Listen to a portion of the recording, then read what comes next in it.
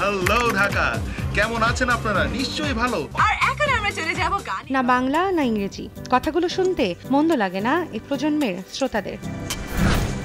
কিন্তু সমস্যা হলো এসব ভাষা ঠিকঠাক বুঝতে পারেন না অনেকেই। রেডিও শুনি কিন্তু আগের মতো বোঝা যায় না, এখন যে কি বলে ভাষা বোঝা যায় না। বেসিক্যালি আপনি আমাদের এফবি গ্রুপে একটা পিক পোস্ট করেছিলেন।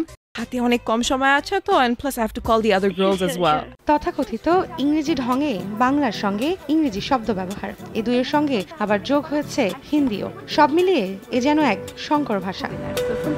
ইংলিশ ভালো পারলে ইংলিশ বলবে, বাংলা ভালো পারলে বাংলা, কিন্তু মিক্সড, এটা আসলে মিক্সড কালচারের মধ্যে আমরা আসলে আসতে চাচ্ছি না। সমাজের একটা অংশের কাছে এমন ভাষার প্রতি কদর থাকলেও বাংলা আর ইংরেজি মিলিয়ে কথা বলার এই ধরনে আপত্তি আছে অনেকেরই। আমাদের উচিত যখনই আমরা বাংলায় কথা বলবো তখন সম্পূর্ণটাই বাংলায় বলা উচিত, এবং যখন আমরা অন্য ভাষায় কথা বলবো তখন আমরা ওইটাতেই ফোকাস করব। বাংলিশ যেভাবে বলছে সেটাও ভালো লাগছে, আবার একদিক দিয়ে খারাপও লাগছে, কারণ আমাদের প্রকৃত বাংলা ভাষাটা সেখানে প্রপার ইউজ হচ্ছে না।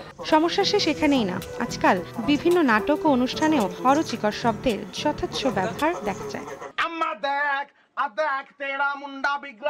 ফ্যাশন স্টাইল করা যাবে না? তুমি তো ইয়াং বয়সে কম কাঁপাও না এলাকা, আমি এই বয়সে কাঁপাইলে সমস্যা নেই। বনে গেলে কি করবি মাদার? ডোন্ট টাচ মি জু, আমি কিন্তু আমার ড্যাডিকে কল দিব। নাটক দেখতে পাচ্ছি বা ওটিটি প্ল্যাটফর্মে যেগুলো রিলিজ হচ্ছে সেখানে দেখতে পাই বিনোদন দেওয়ার জন্য একটু বলতে গেলে নোংরামি পর্যায়ে চলে যাচ্ছে। ভালো ভাষায়, শুদ্ধ ভাষায় কথা বলার মাধ্যমেও বিনোদন দেওয়া সম্ভব। অতি আধুনিকতার নামে অদ্ভুত উচ্চারণে বাংলা ও ইংরেজির মিশেলে এক জগা খিচুড়ি বাংলা শোনা যায় বেসরকারি সব রেডিওর অনুষ্ঠানেও। তবে আরজেরা বলছেন সমস্যাটা নীতি নির্ধারকদের, তারা কঠোর হলে আরজেরা প্রমিত বাংলায় কথা বলতে বাধ্য হবে।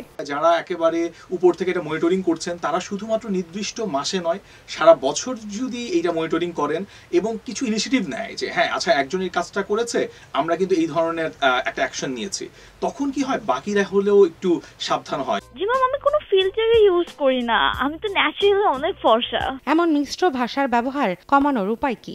যদি এমন হয় সরকার একটা পলিসি করে বাংলা মিডিয়াম স্কুল হোক অথবা ইংলিশ মিডিয়াম স্কুল হোক, সব জায়গায় বাংলাকে বাধ্যতামূলক এটা করতেই হবে, এবং চাকরির ক্ষেত্রেও কিন্তু এই বাংলার একটা পলিসি মেকিং করতে হবে। বাংলার উচ্চারণ, বাংলার যদি আপনার দক্ষতা না থাকে আপনার প্রমোশন হবে না।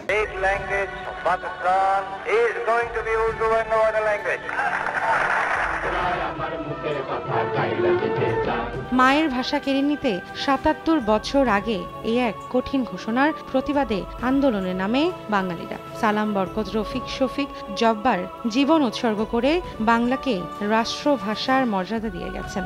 সে ভাষার এমন হাল মেনে নিতে পারেন না অনেকে। ভাষা দূষণের অভিযোগে অভিযুক্ত রেডিও ও টেলিভিশনগুলো। তবে ইন্টারনেটের এই যুগে সামাজিক যোগাযোগ মাধ্যমই ভাষা দূষণে প্রভাব রাখছে সবচেয়ে বেশি। ভাষার শুদ্ধ ব্যবহারে সচেতনতা বাড়াতে অনেককেই সোচ্চার হতে দেখা যায়, কিন্তু তারপরেও এ ধরনের শব্দ বা কথার ব্যবহার হচ্ছে হরহামেশাই। হয়তো তা অনেকের ক্ষেত্রেই শুনেও না শোনার মতো, বুঝেও না বোঝার মতো। আর এই কাজটি প্রতিনিয়ত করছে এফএম রেডিও এবং বেসরকারি গণমাধ্যমগুলো। বিশেষজ্ঞরা বলছেন সম্পাদকীয় নীতিমালার একটু শক্ত হলেই কমানো যেতে পারে এই ধরনের মিশ্র ভাষার ব্যবহার। রৌনক নিয়ন্তা, সময় সংবাদ, ঢাকা।